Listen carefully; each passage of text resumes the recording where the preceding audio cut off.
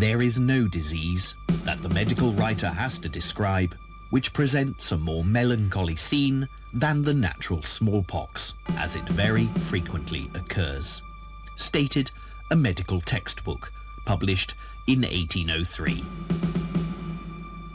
The symptoms began with pain and debilitation, a terrible feeling of anxiety, followed by high temperature, unquenchable thirst, inflammation of the eyes, violent sweating, and convulsions. Many speck-like spots resembling flea bites would appear, becoming red and painful.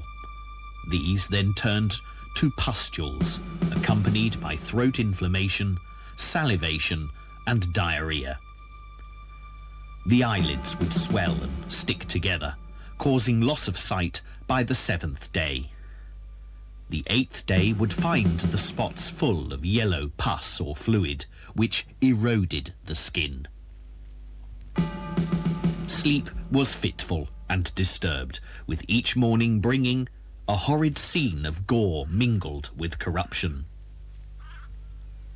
Death often released the sufferer between the 14th and the 17th day, with those who recovered left scarred for life and often blind. This was smallpox, responsible for 10% of all deaths and up to 35% of all childhood deaths, when Edward Jenner embarked upon a career in medicine towards the end of the 18th century.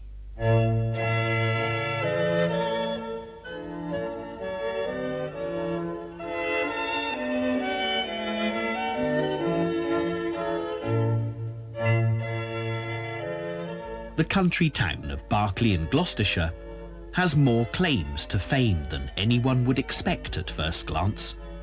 The landscape is dominated by an imposing 12th century Norman castle, famous for its part in the gruesome murder of Edward II. In more recent history, the Berkeley nuclear power station brought controversy to disturb the town's rural tranquility, and it wasn't the first time that progressive science had touched the lives of Berkeley's inhabitants. 200 years ago, this house, the Chantry, in the shadow of Berkeley Castle and overlooked by the church, was the setting for one of the greatest scientific discoveries of all time. The retiring country doctor who lived here from the mid-1780s until 1823 was none other than Edward Jenner, the founding father of immunology. His inquiring mind and great observational skills were put to good use, and when he published a medical paper in 1798, he changed the course of history. This is that publication. In the fashion of the day, its title is quite lengthy. An inquiry into the causes and effects of the Variolae vaccinae, a disease discovered in some of the western counties of England, particularly Gloucestershire, and known by the name of the cowpox. It's been estimated that this publication by Edward Jenner has saved more human lives than the work of any other person. It's seen by many as the very foundation on which has been built one of medicine's most important cornerstones, immunology. Immunology gives us the basis of our understanding of vaccination, allergy, transplantation, and diseases such as AIDS and rheumatoid arthritis. But in most people's eyes, this document has made an even greater impact on this planet. It began the process by which one of the most feared diseases that mankind has had to endure was scientifically hunted down and destroyed. It has led directly to the total worldwide eradication of smallpox, the first major disease for which this could be claimed. Dr. Edward Jenner is very rightly honoured throughout the world as the man who began this path to knowledge and success in medicine. Yet, remarkably, I would contend that even if smallpox had never existed to challenge Jenner's intellect, we would still remember him today for many other achievements. For this shy country doctor who lived here 2 centuries ago also made important contributions to our understanding of bird migration, the hibernation of the hedgehog, the nesting habits of the cuckoo, and the connection between hardening of the arteries and angina. He was the first person in Britain to launch a balloon, and he discovered the first dinosaur skeleton in Britain, a plesiosaurus.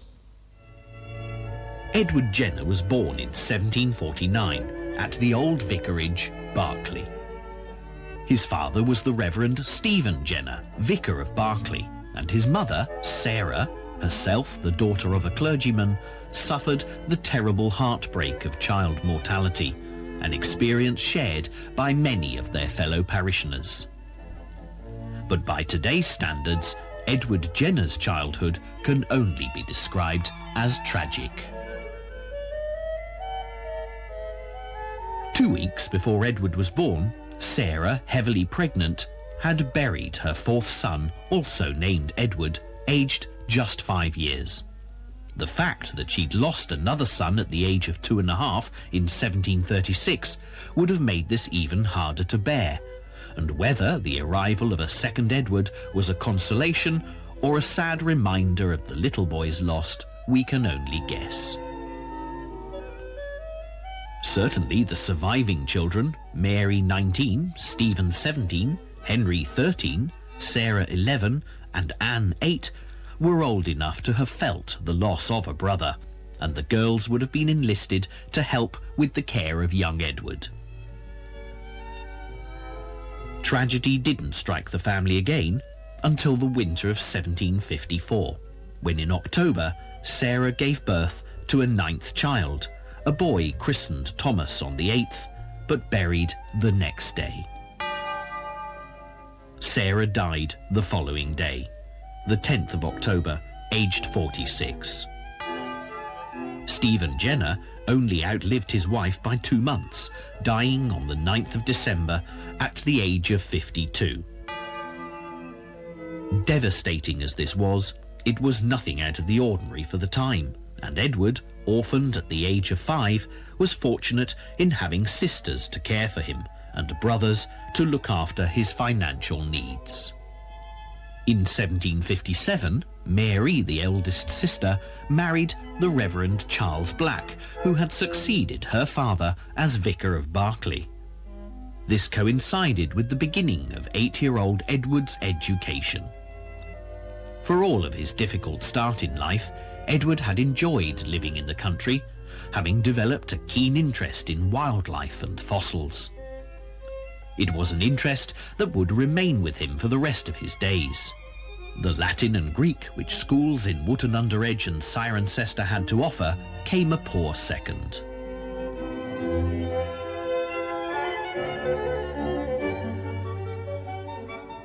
Smallpox was first to touch Edward Jenner's life while he was at school. Deliberately infecting a healthy person with supposedly mild smallpox was the only weapon that medical practitioners had to offer to control the dreaded disease, and Edward was duly infected along with his school fellows. The experience was to torment Jenner for years after the illness. He found it hard to sleep and was constantly haunted by imaginary noises. Physically, he escaped with a mild case of smallpox, but without the comfort of his family, shut away with other boys who had been infected with the disease, the psychological implications were horrendous. The memories were never to leave him, and no doubt contributed to Jenner's preoccupation with smallpox in later years. By the age of 12, it had become evident that following his brothers to college at Oxford wasn't an appropriate course for Edward. He was far more interested in the nests of dormice and fossil collections than anything a classical education had to offer. In the late 18th century, medicine was at least practical, as well as being connected to the physical world. This made it a logical option for Edward and his inquisitive mind. One way of training in medicine required a student to be apprenticed to a surgeon, and in his early teens, Edward Jenner went as apprentice to George Hardwick and Daniel Ludlow at Chipping Sodbury to embark on his medical career. There's little information about the 6 years that Jenner spent with Ludlow, but it's probable, knowing Jenner's character, that he had a natural affinity for his subject. Serving an apprenticeship required Jenner to develop his observational skills, and it was during this time that a seed of an idea was planted which would germinate and grow over the next 30 years. This letter, written by one of Jenner's friends in 1817, gives an account of the first time Jenner spotted a link between cowpox and smallpox. About the year 1768, he learnt that there was a report rife in the dairies of a distemper named the cowpox, which infested the teats of milk cows and infected the hands of the milkers, being sometimes a preventative of smallpox. Even at the young age of 19, Jenner was keen to discuss his finding, but Ludlow, by all accounts, dismissed the idea. Fortunately for the rest of the world, Jenner was never to forget the story of the Chipping Sodbury milkmaids. At the end of his 6-year apprenticeship, Jenner would have been eligible to set himself up in practice as a surgeon. This was fine for the country town of Berkeley. No other qualifications were required. However, Jenner obviously had a taste for the theory behind medicine, and to the benefit of a private income, let him continue his studies. Ludlow's son had studied in London with a surgeon called John Hunter, and it was to Hunter, the chief surgeon at St. George's Hospital, that Jenner enrolled as a student in the autumn of 1770. In Jenner's day, surgeons formed the backbone of medicine. They understood the anatomical structure of the body and the circulation of the blood. These could be learned by dissection and observation. They used this knowledge to perform corrective surgery, without the benefits of anaesthetics, of course. Patients were frequently bled by cutting or applying leeches in an attempt to ease symptoms. Without a knowledge of antisepsis and antibiotics, amputations were often the only remedy for the consequences of even minor injuries. The subtleties of the functions of organs in health and disease were much less understood. John Hunter was one of the first to promote the idea that changes to the organs in disease could be important aids to diagnosis and perhaps treatment. He stressed the value of observation and experimentation and began a great collection of medical specimens, which is still of value to researchers today. He wrote to Jenner, "I thank you for your experiment on the hedgehog, but why do you ask me a question by the way of solving it? I think your solution is just, but why think? Why not try the experiment?" The time spent with Hunter also helped Jenner to develop socially. Hunter's wife, Anne, was a poet whose work had been set to music by Haydn. Jenner himself developed a reputation as a minor poet, and he was always welcome at parties because he played the flute and the violin. I think that's an interesting thing. This one piece will make 52 layers. Watch on mobile devices or the big screen.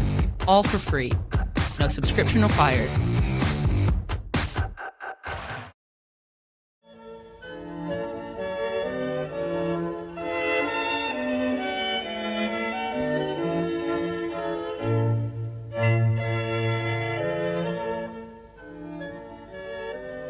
It's evident that Hunter held his pupil in high esteem, and there was an incident while Jenner was with him which highlights this. In 1771, Captain Cook returned to England aboard his ship the Endeavour after his first great round-the-world voyage of scientific discovery, which had lasted 3 years.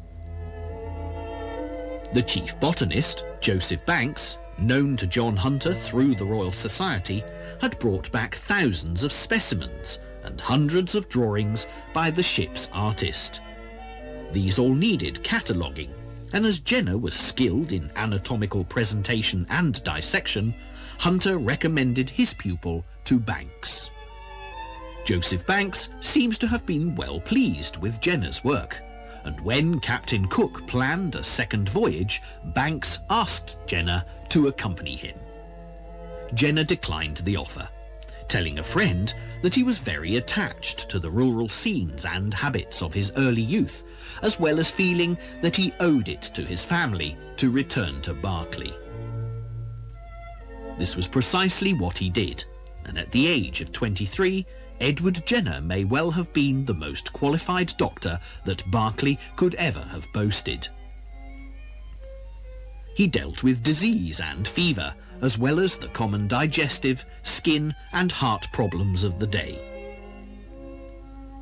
He based his fees upon the distance he needed to travel to see his patients, which he did on horseback over an area of up to 400 square miles. Jenner was again fortunate in many ways because of his family connections. As a landowner, he received an income, and he was provided with a home by his older brother Stephen, who had never married. This gave him the time to pursue his scientific interests as well as the social life for which his years with the Hunters had also given him a taste. It was about this time that Jenner met Edward Gardner, a wine merchant from Frampton-upon-Severn. The two became friends, sharing an interest in poetry as well as in good wine. It was here on the Green, where the Bell Inn still stands just as it did in the late 18th century, that Gardner and Jenner first met. Gardner's description of Jenner gives us an interesting view of the young doctor. When I first saw him, it was on Frampton Green. His height was rather under the middle size. His person was robust but active and, well-formed. In dress he was particularly neat, and everything about him showed the man intent and serious, and well prepared to meet the duties of his calling.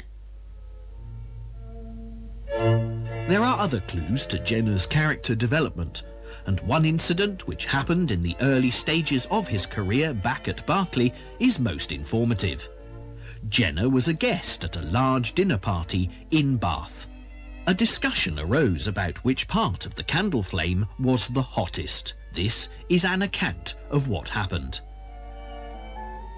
Jenner desired the candle to be placed near him, and immediately put his finger into the flame, suffering it to remain some time.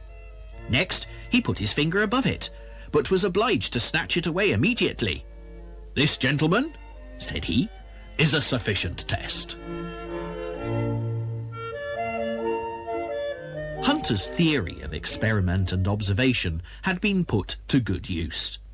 The next day, one of the guests, a General Smith, who had been most impressed by Jenner's scientific approach, offered him a medical appointment in India.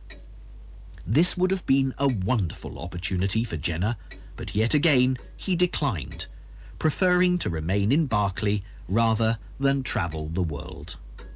Despite the distance between Berkeley and London, Hunter did not allow his former pupil to neglect his studies. There was a lively correspondence between the two, but sadly only the letters from Hunter to Jenner still exist. Although speculative, it seems as if Jenner had written to Hunter about a big disappointment in love. As always, Hunter had practical advice to offer. "I own I was at a loss to account for your silence, and I'm sorry at the cause. I can easily conceive how you must feel, for you have two passions to cope with, viz. That of being disappointed in love, and that of being defeated. But both will wear out, perhaps the first soonest. I own that I was glad when I heard you was moored to a woman of fortune, but let her go, and never mind her. I shall employ you with hedgehogs." Hedgehogs were to prove an alternative passion for Jenner. He worked on many experiments, sometimes under Hunter's direction, at other times as a result of his own observations. Jenner was particularly fascinated by their hibernation, a concept that was little understood in the 18th century. Birds were also a great interest of Jenner's, and he was puzzled by the general belief of the day that they, like hedgehogs, hibernated too. It was thought that the birds slept under mud, water, or even ice in the colder weather. Jenner watched the birds reappear in the spring and found the theory highly improbable. Why, if the birds had hibernated, did they reappear in the English skies, fat, healthy, and in good condition? After the long winter sleep, hedgehogs were often in poor condition, and if food was scarce and the hedgehog's fat deposits inadequate, it would be touch and go whether they survived. If birds did hibernate, they would be subject to the same rules of nature, and to Jenner this plainly was not the case. He'd also noticed birds flying out at sea, for which he knew there must be a reason. Observation, as always, was to provide the answer, and Jenner established that birds migrated to warmer climates through the colder winter months. Jenner's work on bird migration was never published during his lifetime, a task undertaken by his family in 1823, just after his death. It was perhaps this interest in bird migration that led Jenner to contemplate the behaviour of that most seasonable of birds, the cuckoo. Jenner was intrigued by the puzzle of the cuckoo's nesting habits. It raised so many questions.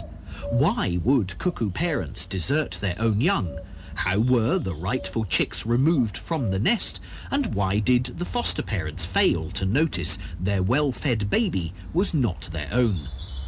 As Jenner put it himself, "This subject has puzzled philosophers in every age from the days of Aristotle." Here, as with his cowpox theory, Jenner thought about cuckoos for many years before initiating his research. He began his study by locating a number of nests, mostly of hedge sparrows, that contained cuckoo eggs. By this time, Jenner was pretty busy with his medical practice and enlisted the help of his 16-year-old nephew, Henry. The nests were mostly on a farm at Clapton, about 3 miles away from Berkeley, and to watch the nests for progress every morning required Henry to complete a 6-mile circuit. Without supervision, this long walk diminished Henry's motivation, and he was perhaps too ready to make assumptions which he reported back to Jenner. Jenner could well have been eager to get his paper on the subject published, writing it up for submission to the Royal Society by way of hunter. He accurately described the cuckoos laying their eggs in the nests of other birds. He was correct also in the manner of feeding by the foster parents of the demanding cuckoo chick. But where he missed the mark, due perhaps to Henry's poor research, was his statement that the foster parents ejected their own young from the nest to exclusively care for the solitary cuckoo. Jenner offered no explanation for this strange behaviour. Something must have still been niggling at Jenner, because despite the completion of the paper, he continued to watch the cuckoo's nests for himself. His findings were astounding. He watched as a tiny cuckoo chick hoisted all of the other occupants of the nest onto its back, one by one, pitching them out to certain death. It didn't matter whether it was eggs or hatched chicks.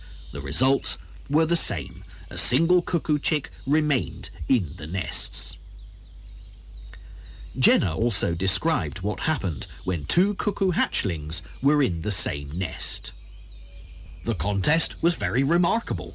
The combatants alternately appeared to have the advantage, as each carried the other several times to the top of the nest and then sunk down again, oppressed by the weight of its burden, till at length, after various efforts, the strongest prevailed. Not content with just knowing what the cuckoo chicks did, Jenner went further, using dissection to discover a dip in the cuckoo's back, which disappeared about 12 days after hatching, by which time its destructive work would be complete. Jenner revised his paper accordingly, sending it to Hunter in December 1787 and asking him to present it to the Royal Society. Hunter obliged, and despite the false start, Observations on the Natural History of the Cuckoo earned Jenner election as a Fellow of the Royal Society in February 1789, just before his 40th birthday. This process took more than a year, but it took even longer for Jenner's observations to be confirmed, following the introduction of moving picture film in the 1920s.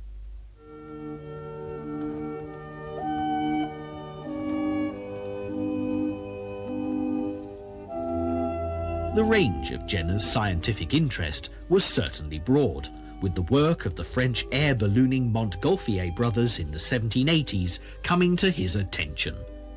Without doubt, the first flight on the English side of the Channel took place in 1783 under Jenner's supervision. With the help of his friend, the Earl of Berkeley, and the use of the Great Hall in Berkeley Castle, they filled a silk balloon with hydrogen, probably manufactured from iron filings and sulfuric acid.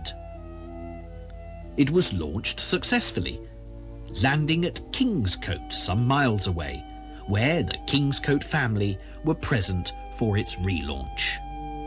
The presence of one member of the family, Catherine Kingscote, would have delighted Jenner, because she may well have been the woman of fortune that Hunter directed Jenner to let go in favour of the hedgehogs. The Kingscotes were a wealthy family, and despite the fact that Jenner loved Catherine and she him, a country doctor in the early stages of his career would not have been thought a suitable match. From Kingscote, the balloon soared high over the Cotswold Escarpment, finally coming to rest at the top of Crickley Hill, where the air balloon pub, named after this very incident, still stands today. Jenner was persistent, and Catherine constant, so eventually the Kingscote family gave their permission for the marriage to take place on the 6th of March 1788. The couple started their married life at the Chantry, bought by Jenner 3 years earlier for £600. Both of them loved this house, and although Catherine's health was never robust, they were happily suited. The correspondence and close bond between Hunter and Jenner continued, even when Hunter's health deteriorated. Jenner was very concerned, as he recognised Hunter's symptoms as being caused by angina, a condition little understood but usually fatal. Jenner chose not to discuss his suspicions with Hunter for fear of distressing him, even choosing not to publish his own work on the hardening of arteries. Ironically, if he had, Jenner may well have been the first to document the disease. However, it would appear that Hunter knew only too well what was wrong with him, saying, "My life is in the hands of any fool who cares to upset me." This was an accurate prediction. In October 1793, Hunter lost his temper with colleagues at St. George's Hospital. Soon after, he collapsed and died. A great loss for the world of medicine, and also for Dr. Jenner of Berkeley. The emotional and professional mentor who had spurred him on to such great achievements had gone.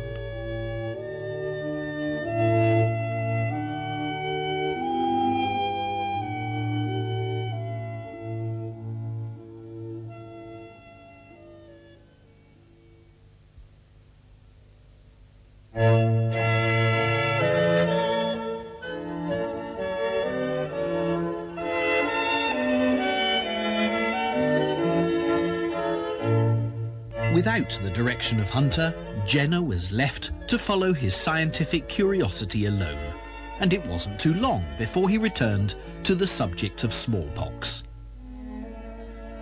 Jenner enjoyed being part of the Medico-Convivial Society, a local group where medical discussion could be explored with like-minded individuals.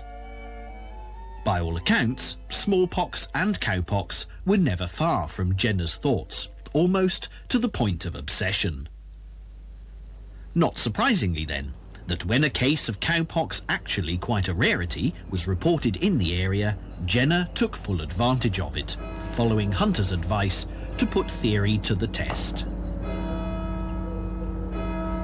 A cow called Blossom started the whole process, infecting a young milkmaid called Sarah Nelms through a thorn scratch on her hand in May 1796.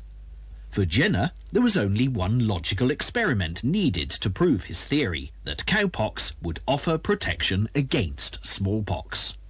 He needed some of the pus from the sores on Sarah's hand so that he could infect someone else. The other person was chosen carefully by Jenner. In his own words, "The more accurately to observe the progress of the infection, I selected a healthy boy." The healthy boy was one James Phipps, aged 8, the son of Jenner's gardener. This was important because Jenner needed to be sure that the boy had never had smallpox or cowpox. As the local doctor, Jenner, of course, knew Phipps's medical history. On the 14th of May 1796, Dr. Jenner made 2 small scratches on James's arm, and into these he rubbed the pale liquid from Sarah's pustules. About 4 days later, James developed 2 cowpox pustules where the scratches had been made. He also suffered a mild fever, which subsided after a day or 2. Had it worked? Would this technique really offer protection against smallpox? This was the big question, and a critical one for young James. On the 1st of July 1796, James Phipps went through the procedure for a second time, but on this occasion it was not the mild cowpox that was used, it was the deadly smallpox. Once the procedure was completed, the results were by no means instantaneous. Smallpox took 14 days to develop, so 2 weeks of carefully watching James Phipps for symptoms of the disease would have made for a very long fortnight. Jenner must have erred on the side of caution, because it wasn't until the 19th of July, 18 days later, that he wrote this letter to his friend Edward Gardner. A boy of the name of Phipps was inoculated in the arm from the pustule on the hand of a young woman who was infected by her master's cows. Having never seen the disease but in its casual way before, that is, when communicated from the cow to the hand of the milker, I was astonished at the close resemblance of the pustules in some of their stages to the smallpox pustules. But now, listen to the most delightful part of my story. The boy has since been inoculated for the smallpox, which, as I ventured to predict, produced no effect. I shall now pursue my experiments with redoubled ardour. Good news! But what if Jenner had not been proven correct? What if James Phipps had caught smallpox and died? In today's well-regulated world of medical experimentation, this behaviour would result in prosecution, possibly even a murder charge. But this is an instance where history needs to be put into context, because Jenner was only using a much-practised medical procedure when he inoculated young James with smallpox. Jenner himself had undergone the same treatment as a child, and as this technique of giving smallpox in a controlled environment, known as variolation, was the only weapon physicians had to combat the disease, it was widely used. If Jenner had not given smallpox as part of his experiment with James Phipps, it's probable that the boy would have been variolated at some stage anyway. Jenner was, as is evident from his letter to Gardner, delighted with the result of his experiment. He'd probably first spotted the link between cowpox and smallpox when he was an 18-year-old student. It took him until the age of 47 to prove the connection and exploit it in order to control smallpox. As a doctor, Jenner was already very successful. A few years before the appearance of cowpox in Berkeley, the Jenners had taken a house in the spa town of Cheltenham, some 20 miles away, for the summer. What was planned as a summer holiday for the now growing family with son Edward and baby daughter Catherine proved to be very useful for Jenner's career. The town was becoming a very popular watering place for the rich and famous because of the reputed benefits to health from its natural springs. As the diet of the well-to-do at this time was very rich, the extremely strong laxative qualities of the spa waters would have done much to render the imbiber a great deal more comfortable. This was in fact the reason why many people found that their health improved after a stay in Cheltenham. Society in the town was therefore made up of wealthy visitors in search of cures for their various ailments. There could be no doubting the opportunities that a Cheltenham practice could offer a doctor of Jenner's calibre, and as he had already acquired a degree from St Andrews University, there was nothing to stand in his way.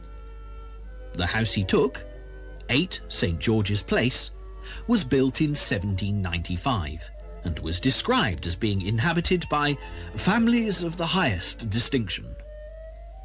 Jenner may well have watched the terrace of elegant houses being built before selecting a suitable premise. Sadly, the disregard for historical buildings, which characterised much of the property development in the 1960s, took its toll. Despite campaigning that Jenner himself would have been proud of, the house was demolished in 1969.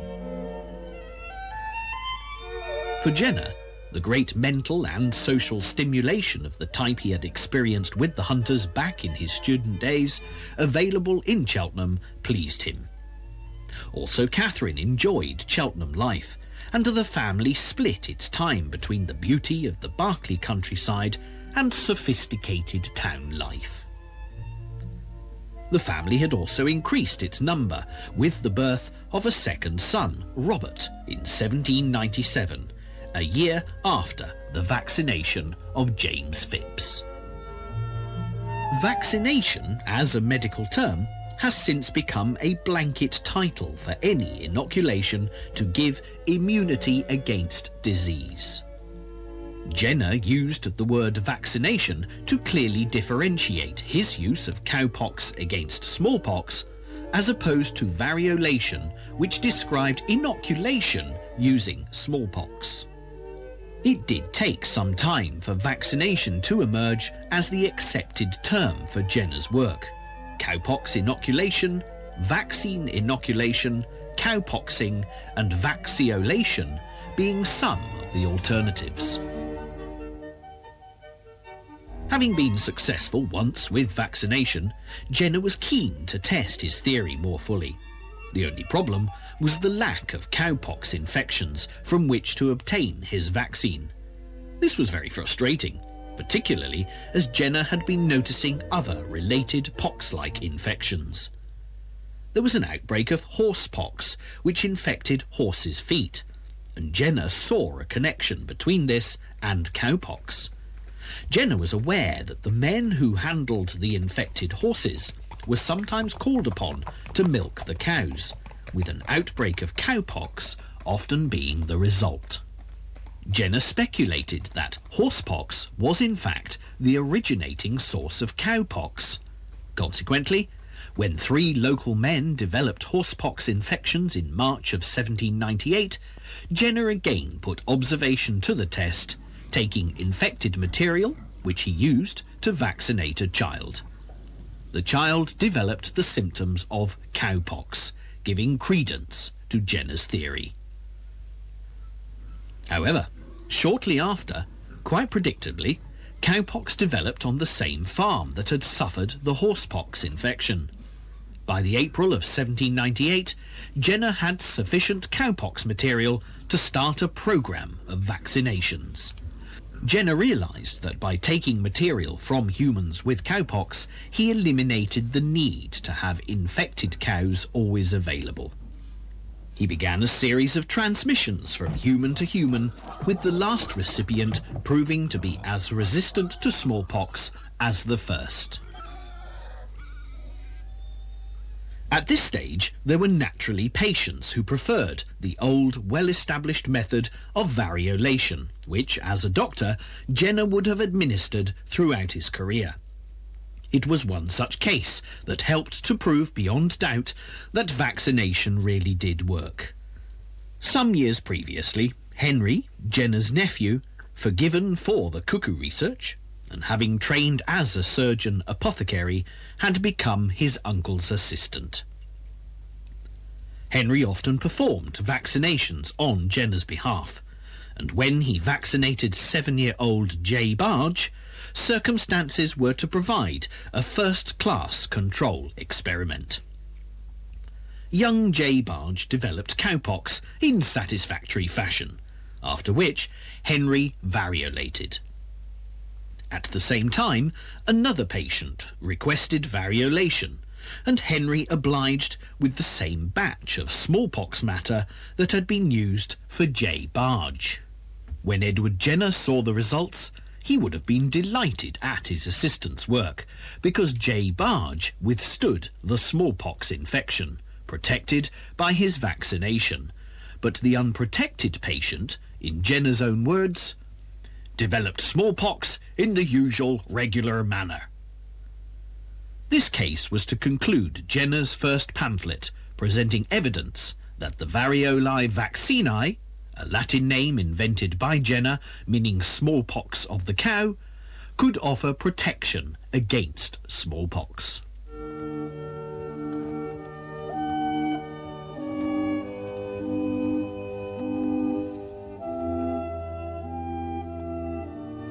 Jenner was eager to take his findings to medical colleagues in London, setting off on the 24th of April with the manuscript of his paper, drawings of cowpox pustules and vaccine lymph from Hannah XL dried on a quill. Catherine Jenner accompanied her husband on this occasion, despite her delicate health, possibly due to her fondness for London life. They stayed for 3 months, with Catherine's requirements being better served than her husband's. Jenner was unable to find anyone prepared to let him demonstrate vaccination. Eventually, he left the quill of dried vaccine with Henry Klein, a friend from his days with Hunter, who had become a surgeon at St. Thomas's Hospital. This would not be the only occasion where Jenner would return to Gloucestershire disappointed with the reactions of the medical experts of the day. It was something he would have to come to terms with if he was ever to succeed in his quest to eradicate smallpox. Henry Klein had read Jenner's manuscript with interest, but his decision to use the dried vaccine was completely unrelated to Jenner's theories. About 2 weeks after Edward and Catherine had left London for Cheltenham, Klein had a young patient suffering with a hip problem. Remembering that medicine was in its infancy, the concept of using counter-irritation was quite common. As Klein had found other methods of treatment unsuccessful, he decided that an infection of cowpox might help the child. The inoculation was made into the affected hip rather than the arm, and although the treatment did nothing for the hip complaint, Klein decided to test Jenner's theory. When the child was given smallpox matter in variolation, the infection was resisted. Henry Klein was convinced and became a supporter of vaccination. Jenner was well aware that there was still much to be done, and he ended the inquiry with these words: "I shall myself continue to prosecute this inquiry, encouraged by the hope of its becoming essentially beneficial to mankind." Beneficial to mankind maybe, but for the variolators, Benjamin Moseley and William Rowley, their own financial benefits were now under threat. They'd kept their methods secret and made handsome profits from their work. Cartoons like this one, in the style of James Gilray, were the result of their propaganda as they attempted to prevent the acceptance of vaccination. There was a great deal of confusion amongst the general public, and the idea of mixing animal matter with humans had worrying connotations. Every aspect of medicine was scientifically new, and surgery was a practice which the majority avoided wherever possible.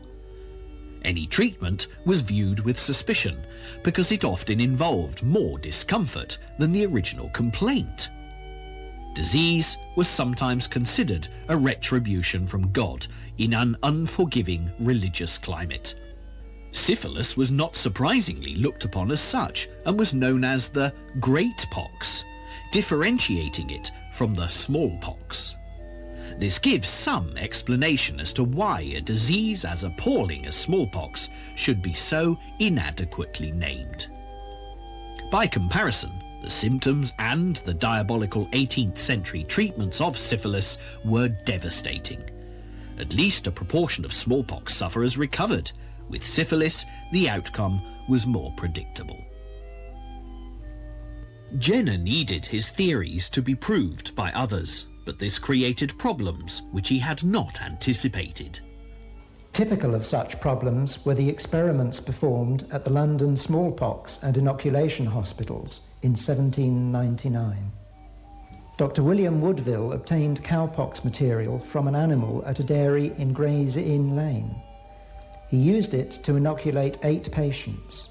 He then tested these patients with smallpox matter, but in 3 of these patients he waited only 5 days between the 2 treatments, too soon for the cowpox to have given any protection. Woodville then used matter from these patients to inoculate a further 600 patients. In this way, his so-called cowpox lymph quickly became contaminated with smallpox, producing many cases of smallpox among those he treated. Such setbacks were readily publicised by Jenner's opponents. In the face of these problems, Jenner gathered together further data. During the next 3 years, he published 3 follow-up pamphlets that not only strengthened his scientific case, but also gave sound advice on ways of avoiding false results. He gave full descriptions of those diseases of cows that could be confused with true cowpox. Additionally, he cautioned that correct storage of the vaccine material was essential lest it lose its power. Again, decades ahead of scientific thinking, he was advocating techniques that avoided infection of the vaccine sites with bacteria. The medical establishment found Jenner's mounting evidence incontrovertible. At last, he began to receive the support that he deserved. But I wonder how many people at that time appreciated the prophetic words with which he ended his 1801 publication. 100,000 persons, upon the smallest computation, have been inoculated in these realms. The number who have partaken of its benefits throughout Europe and other parts of the globe are incalculable, and it now becomes too manifest to admit of controversy that the annihilation of the smallpox, the most dreadful scourge of the human species, must be the final result of this practice. All of Jenner's earlier work, his cuckoo observations and published papers had brought him recognition in his own circle of medical and social acquaintance. Jenner's reputation was enhanced, and his titled, moneyed Cheltenham clientele may well have increased. The publication of the inquiry and Jenner's further work with smallpox were to win him international recognition and acclaim.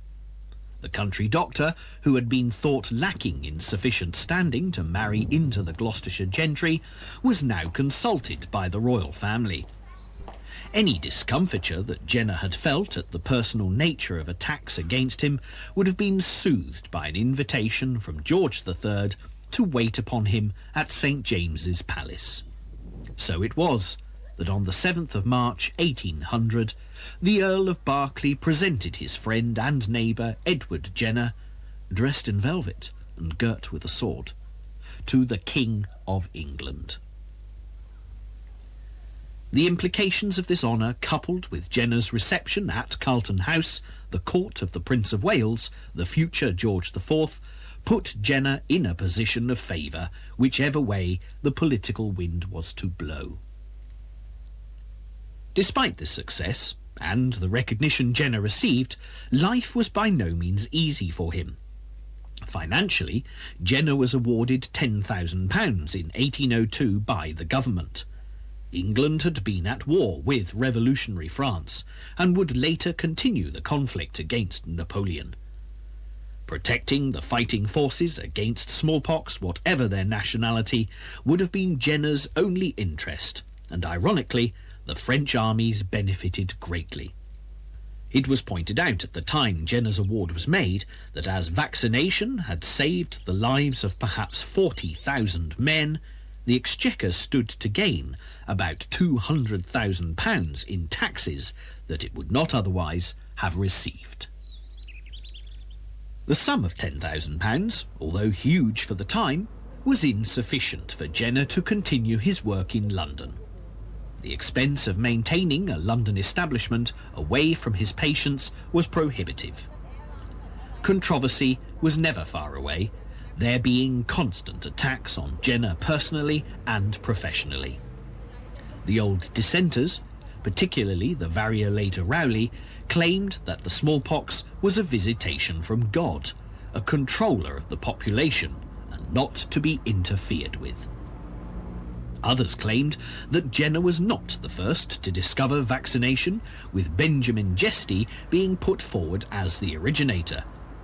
It was in these circumstances that Jenner found himself seriously facing bankruptcy, claiming, "I have to thank my stars that I have a little farm in Gloucestershire, where I shall at once repair and quit doctoring and turn ploughman."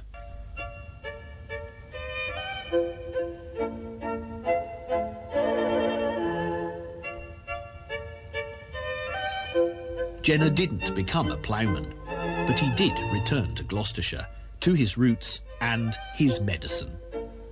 Here, a young friend, Robert Ferryman, designed and supervised the building of a rustic hut in the garden at the Chantry.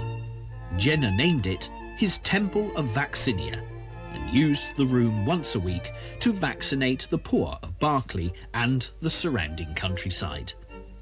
It still stands undisturbed today, a testament to Jenner's determination after he had been forced to turn his back on London and the medical and political authorities. Although Jenner was not extravagant, when the government awarded him a further grant of £20,000 in 1807, it gave Jenner the security he rightly deserved, and most definitely needed to cover the costs of the work he had completed. It had been a very long, hard struggle, and at the age of 58, Jenner had achieved so much. He'd been awarded the freedom of the City of London, an honour shared by only 3 medical recipients, the other 2 being Florence Nightingale and Joseph Lister. Ordinary people praised Jenner. Mothers were grateful that their children were saved from the ravages of the speckled monster. Kind words and an elegant certificate did little to prevent Jenner's pain when he was criticised. He suffered greatly, and considering Jenner's intention had been only to improve the health of the world, he certainly paid a high price for the privilege. The retirement which Jenner had long promised himself brought little peace and great sadness. His eldest son, Edward, at the age of 21, was gravely ill. As a child, it was evident that he was mentally retarded, but it never diminished his parents' love for him. Jenner was too wise to have not been aware of his own helplessness to treat his son's TB. All he could do was watch and wait for the inevitable end. Jenner, who had cured the world of smallpox, could do nothing to save his own son. When Edward died on the 7th of February 1810, Jenner wrote to a friend saying, "I had no conception till it happened that the gash would have been so deep, but God's will be done." Tuberculosis was to strike Jenner yet another blow on the 13th of September 1815, with the death of his beloved wife Catherine after 27 years of marriage. As Jenner retreated to the Chantry to live out his final years in unexpected solitude, the repercussions of his discovery had reached many countries of the world. Napoleon himself had been so impressed and grateful to Jenner for the protected health of his army, he had released prisoners of war at Jenner's request. His comment was simply, "Ah, Jenner, I can refuse him nothing."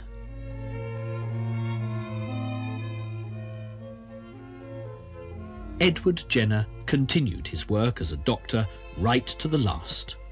On the evening of the 24th of February 1823, he attended a Mr. Joyner Ellis, the local coroner, who had suffered a stroke. When he returned, he pronounced Mr. Ellis terminally ill before retiring to bed himself. The next day, when he did not appear for breakfast, Henry, the nephew of so many years' service to Jenner, found his uncle unconscious, himself the victim of a stroke. Edward Jenner never recovered consciousness, dying at 2 o'clock in the morning on the 26th of January 1823 at the age of 73. Ironically, his last patient, the coroner, survived Jenner by just a few hours. The funeral took place on the 3rd of February at Berkeley Church. Apart from family and friends, several mourners of the Gloucestershire Medical Faculty and the long-grown-up James Phipps, no one came from London to pay their respects to one of the world's most influential doctors. This would have come as no surprise to Jenner, who had never been comfortable in his dealings with the medical establishment. Making speeches in front of large groups of his contemporaries from the world of medicine often made Jenner tongue-tied and reserved. He found it much easier to explain his theories to those he trusted in one-to-one situations, when his passion for his subject would have been evident to all. This may explain Jenner's tendency to return to his Berkeley home rather than tolerate the criticisms that accompanied his public image. It was never cowardice. Jenner just knew, in his heart, that he was right. My name is Jenner, Dr. Edward Jenner, and I am the vaccine clerk to the world.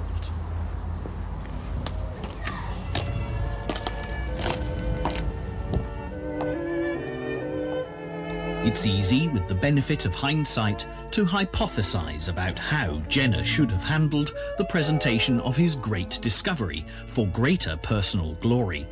But the modesty of a man who called himself the vaccine clerk to the world would always have precluded it. The proof was there to be seen by everyone in 1798, and Jenner's work will stand any test of time for one very important reason. He achieved his ultimate goal, the complete eradication of smallpox.